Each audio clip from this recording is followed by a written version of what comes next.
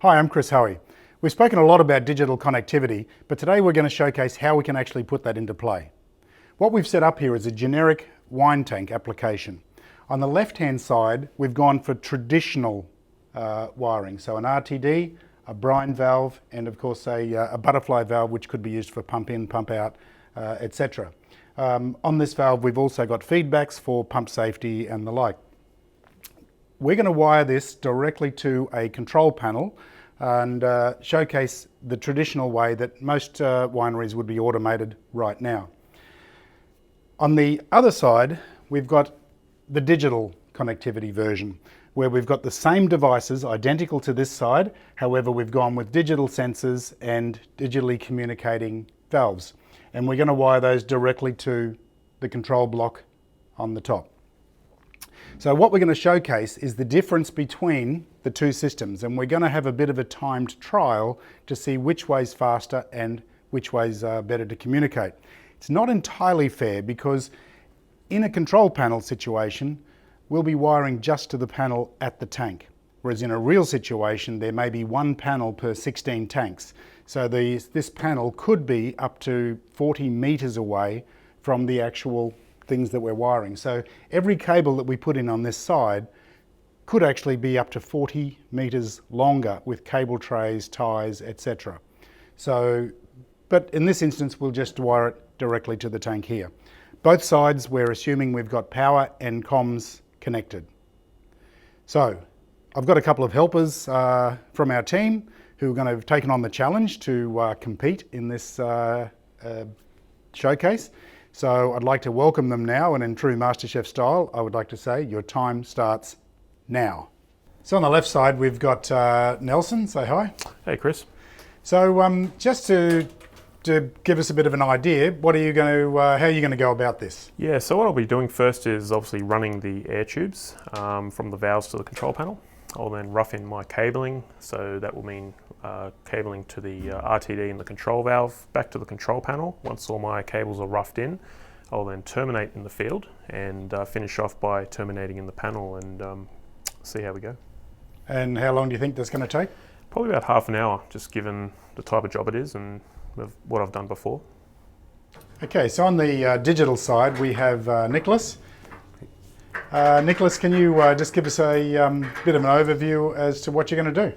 Alrighty, so first up we're going to connect our pneumatics for our valve heads. So the nice thing with these heads is that we're using pilot valves, so we don't have to run individual air lines to each valve. We can just loop between each of the control heads. After we have our air lines in, we're going to be running our digital connectivity cables from each of our devices on the tank back to our field gateway module here. Once we've got that all set up, we're then going to generate a file so that the PLC can interface with all of our devices.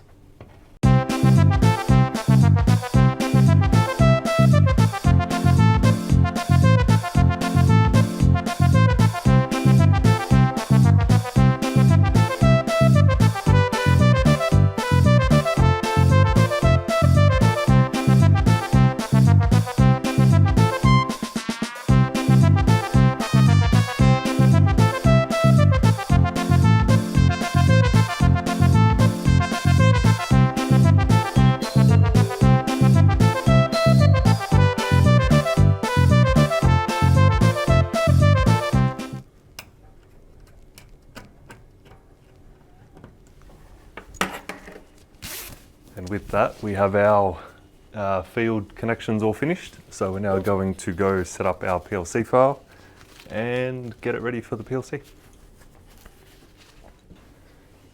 Okay, and with that, we're all finished and ready to go. All finished already? All finished okay. already.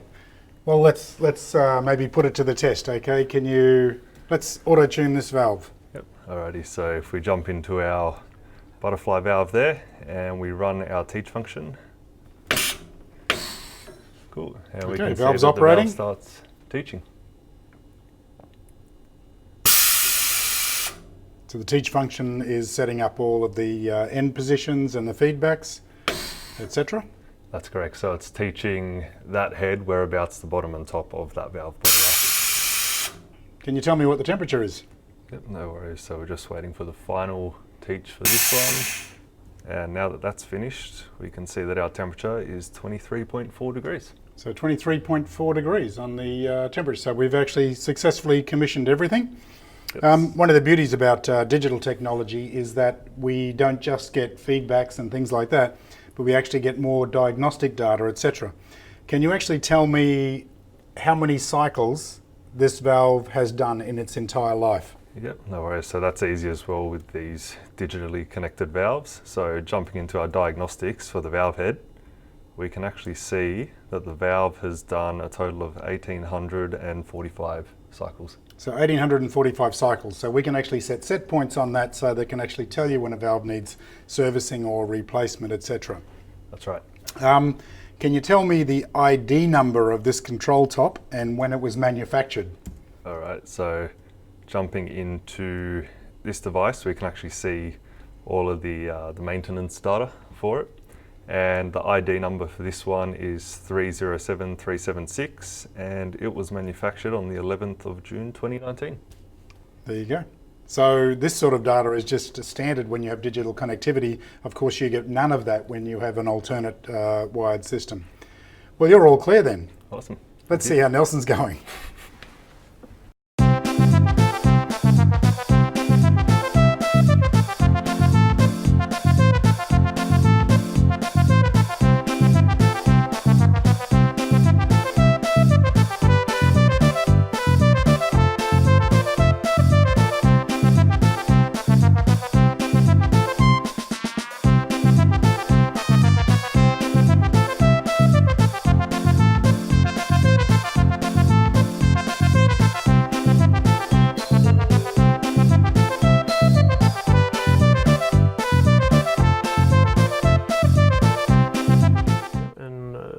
Done. You're done. Done, Chris. It's about time. So you're at what stage now? So what I've done is basically terminations at the board, ready to do my point-to-point testing. So we've not done any configuration, whatnot just yet. That's all for the PLC team. But yeah, we basically need to now check our wiring. It's probably going to go through a few tests, check for any issues with wiring, and then we can start worrying about the configuration. Okay, so where Nicholas got up to is a lot more advanced as to where you are right now, because you've still got to do your point checks and generate that file for the PLC to communicate. Yep. About how long would that take you to catch up? Probably about 10-15 minutes, just based on what we have here, roughly. So. Okay, so another 10 or 15 minutes, On but I top think of this, we'll call it there. So there you have it. You can see there's a big difference between what the guys did and what time they had and where they're up to. As Nelson said, he's got another 15 minutes or so to go to get to the same stage Nicholas was already at. Projects don't always run smoothly. A lot of the time the process engineer will come in with a new idea when it's already done and wired and whatever. I've done just the same today, so I've got a furphy I'm going to throw to each of the guys here. Yeah, let's just imagine in this case the winemaker turned around and said, oh, I'm going to do some tank blanketing now. So I want you to install a solenoid valve at each of the tanks. So in other words, I'm asking the guys to incorporate a digital output now on the run pretty well. Let's see how easy it is to do it in the two different methods.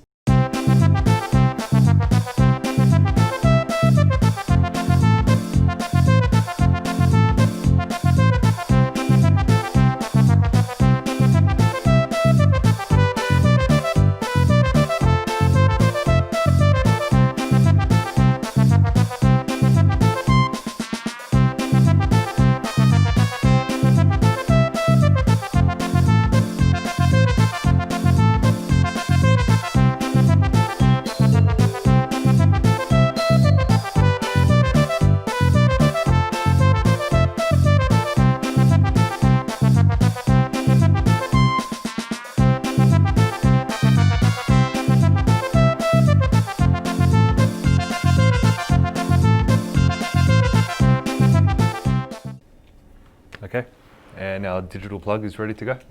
Okay. Okay, well let's see. Can you operate it?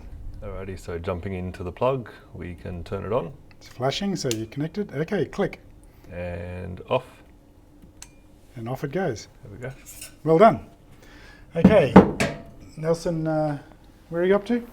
Just about, yeah, in the middle of wiring up a DIN plug at the moment. Haven't roughed my cable, not alone, near Okay. terminating. I would call it there, I'd say. Okay, so I think we've given a great showcase today of the differences between the traditional versus the digital connectivity. And our example today has shown that we're 15 to 20 times faster to do the field work and also prepare for the PLC communication by doing it digitally. So I hope that this gives you a great idea as to why and how this can save you a lot of money. This was just one tank. In a real winery, there may be up to 200 tanks. So it's going to be a big difference in the costs of a project. Thank you for your time.